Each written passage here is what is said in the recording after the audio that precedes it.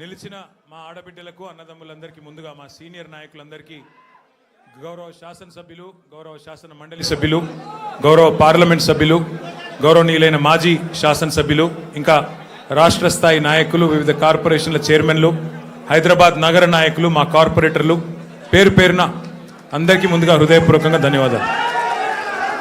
సరే, గత 2 ఏళ్లుగా తమ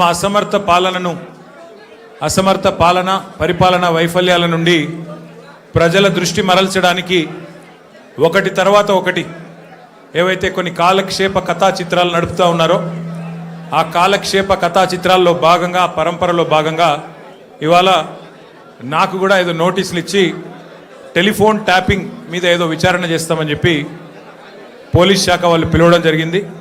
ఆ విచారణకు పూర్తిగా సహకరించి దాదాపు 7-7:30 గంటలు వారు అడిగిన అన్ని ప్రశ్నలకు కూడా సమాధానం చెప్పి నేను మీ దగ్గరికి వస్తూ ఉన్నాను. మొట్టమొదటి మాట ఏమంటే నేను వారిని సూటిగా అడిగాను.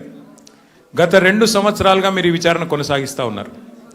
ఈ 2 సంవత్సరాలలో లీకుల మీద లీకులు, ముఖ్యంగా మా పార్టీ లీడర్ల వ్యక్తిత్వ హననం చేసే విధంగా, క్యారెక్టర్ అసాసినేషన్ చేసే విధంగా మీరు ఏదైతే వ్యవహారం చేస్తున్నారో దీనికి బాధ్యులు ఎవరో అని అడిగిన వారు మాకు సంబంధం లేదండి, మీడియా ఏం రాస్తే మాకేం సంబంధం అని చేతులు దులుపుకునే ప్రయత్నం చేసినారు.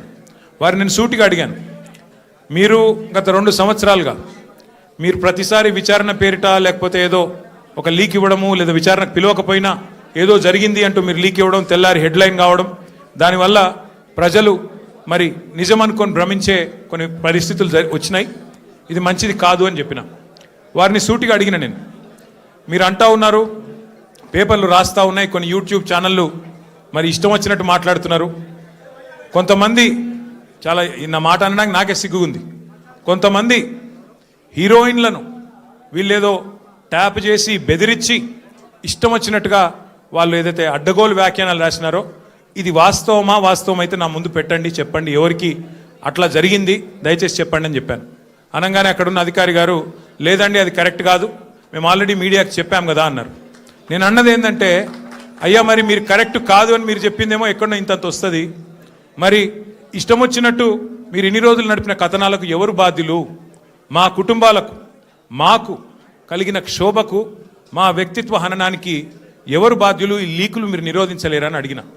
ముందుగా మీడియాకి నేను ఒక అపీల్ చేస్తూ ఉన్నా, దయచేసి ఈ ప్రభుత్వం లీకు వీరుల ప్రభుత్వం, వీళ్ళు కేవలం లీకుల మీద ఆధారపడి నడిచే ప్రభుత్వం. ఈ ప్రభుత్వం ఇచ్చే అడ్డగోలు లీకులను దయచేసి మీడియా కూడా మీరు ఇష్టానుసారంగా ప్రచురించకండి, దానిలో వాస్తవం ఎంత అవాస్తవం ఎంత ఒకసారి దయచేసి చెక్ చేసుకోండి అని చెప్పి నా ప్రార్థన. మొన్న హరీష్ రావు గారు పోయి రాగానే నేను ఆశ్చర్యపోయాను. వాళ్ళు